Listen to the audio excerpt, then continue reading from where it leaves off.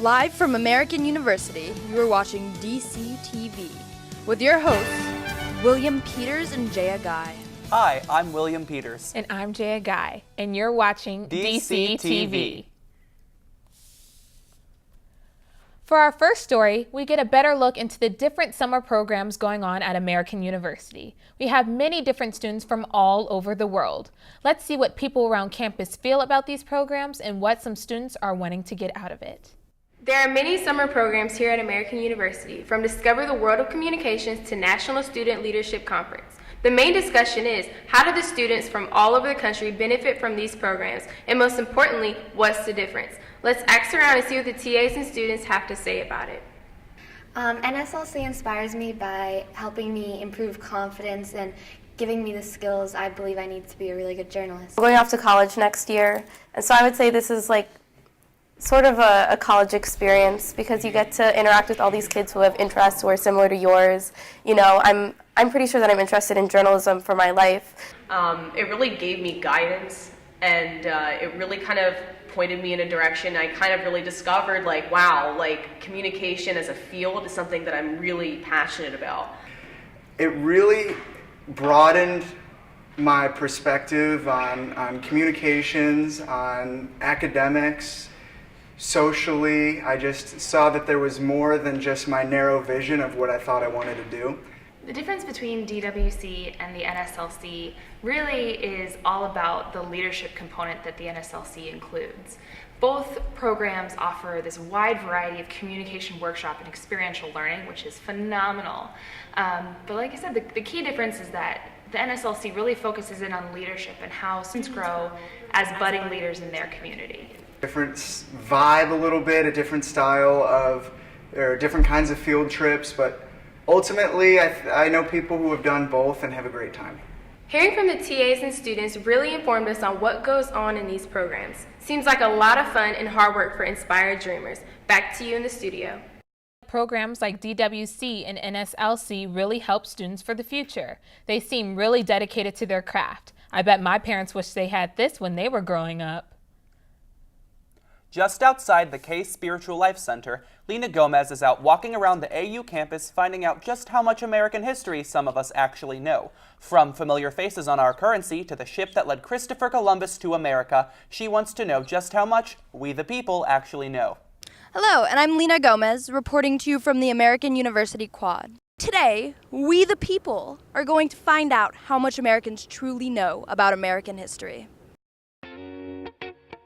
Abraham Lincoln is on the penny. Lincoln is on the penny. Twice, actually. Sort of. Washington? Yeah. No, yeah. George Washington is on the dollar bill. There are 50 stars on the American flag. At last count, 52. Treasury. The building with the judges. Lincoln Memorial. Supreme Court. Potato. White House. That is the U.S. Capitol. I think they represent the original 13 colonies. The stripes on the American flag represent the 13 original American colonies. The vice president. It's not Cheney anymore. It's that other guy. See.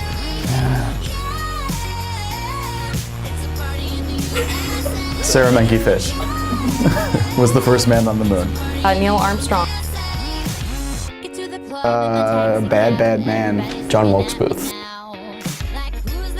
Union and the Confederacy, and the Confederates wanted to separate from the Union so that they could maintain like slavery and other means of repression to continue their crops building rotation. Some would say states' rights. The sustaining of democracies. It's a document that freed slaves. Something to do with a speech. Slaves in southern states and sympathizer states as a way to drain potential resources from the South. The Americans won the French and Indian War. The French. Oh God, the British. Britain, Great Britain, England, I don't know.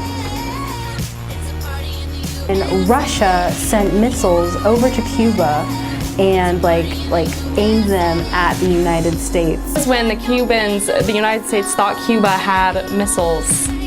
The Bay of Pigs. The Mayflower. Is it Mayflower? The Mayflower. Christopher Columbus came over with his crew were the Nina, the Pinta, and the Santa Maria. The Mayflower. The Mayflower? Was that Christopher Columbus?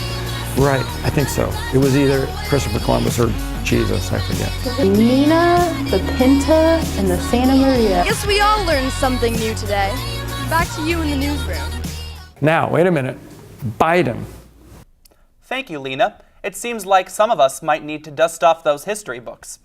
In other misinformed people news, we go to Morgan Trow in Tinleytown, where she is gauging the opinions of people on the word feminism. Hi, I'm Morgan Trow. Feminism has always been a controversial topic. Since its inception in the late 19th century, feminism has been connected to radical women and often associated with liberals and lesbians. Yet, at its core, the term refers to the belief in equality for both sexes. I'm here in Tinleytown to talk to people about their views on the word feminism. I don't know what a feminist means. I am not an active feminist, but I would say that I support feminist issues and feminist ideals overall. What do you mean, feminist? No, I can't be a feminist. No, I am not. Am I a feminist? I'm not sure what a feminist is. What does that exactly mean, though? Because, I feel like there's so many definitions of being... I feel like there's extreme feminists, and then I feel like there's people that are just for women's rights. I'm for women's rights, but I'm not an extreme, feminist. There is a difficulty with the definition of feminism among celebrities, too. Shailene Woodley and Lana Del Rey deny the term, while Beyoncé and Jennifer Lawrence endorse it. Miley Cyrus has her own take on feminism. I feel like I'm one of the biggest feminists, in the world, because I tell women to not be scared of anything. And, why? Why? Because they're naked? Those girls are beautiful. Any girl that wants to be naked, guys get to show their titties on the beach. Why can't we? It's just I don't understand the double standard of life. So I feel like, for me, it's not even that I'm a feminist. I'm for anybody. I'm for everybody, for anything. Yet freedom of expression as it pertains to girls' clothing in school is often debated.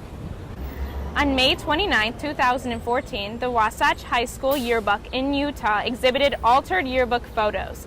The school administration took it upon themselves to deem what was appropriate. Girls' shoulders, cleavage, tattoos, and other expressions of individuality were edited out and photoshopped in an effort to make the girls look appropriate. So, what should girls be allowed to wear in school? I feel like girls can wear anything they want as long as it's not too revealing, unless they want to. Mostly covered, nothing indecent. Wait, there's this whole controversy going on with the dress code, and some of the girls a couple weeks ago they tried to make a petition to change it, and they wore little badges that said we can't be sexualized. But so girls were wearing badges that were I'm 13. If you're sexualizing me, that's your problem, not ours. I guess not revealing too much, but whatever they want to wear is what girls can wear. Many of the people interviewed were unaware of the definition of the word feminism and were torn over what they believe that girls should be wearing in schools. It is indisputable to say that the clarification is needed to further our education as a society. Thank you. It's strange that in this day and age where information is so prevalent, people remain misinformed on the important topics. According to the most recent statistics from the U.S. Census, women earn just 77% of what men earn for the same amount of work. This gives us an idea of how far we still have to go to reach gender equality.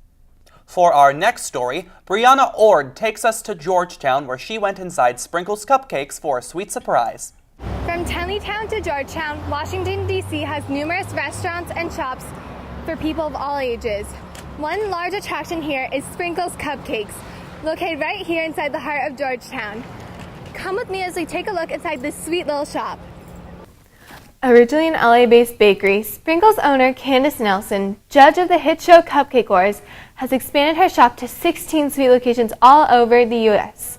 Here at AU, one of our very own, India, a student of Discover the World with Communication program, has a scoop on all things sprinkles. What makes Sprinkles so special is that the store is always really cute looking. It's always pink, and it's in a lot of locations, but it still seems like it's a local bakery. So I think it gives the customers a special experience. What makes Sprinkles different being here in Georgetown? Well, I think it has to do with being in our nation's capital. I think it's great.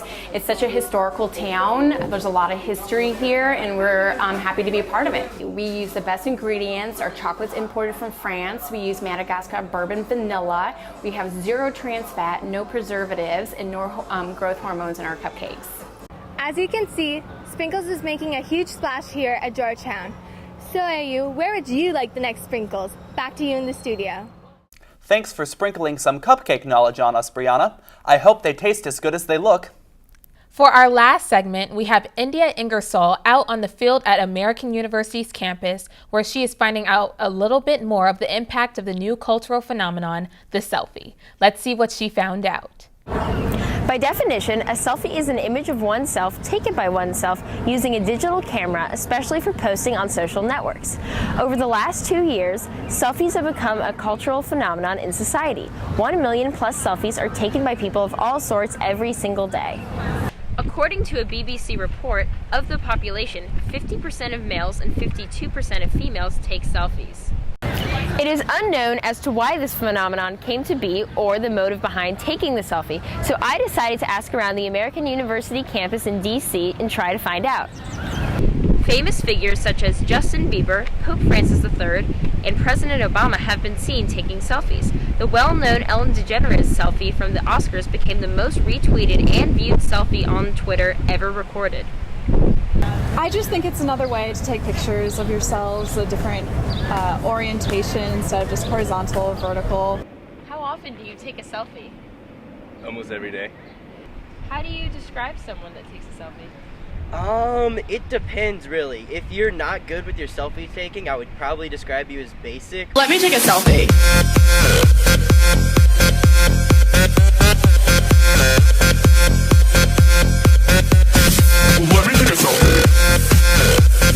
So there you have it. The selfie continues to sweep the nation. Before I hand it back, first, let me take a selfie. All right, now back to you in the studio. Wow, the selfie really is the way to go. Thank you for giving us some information and opinions on some people, how they feel about the selfie phenomenon. And I'm Jaya Guy. And I'm William Peters. Thank you for watching DCTV.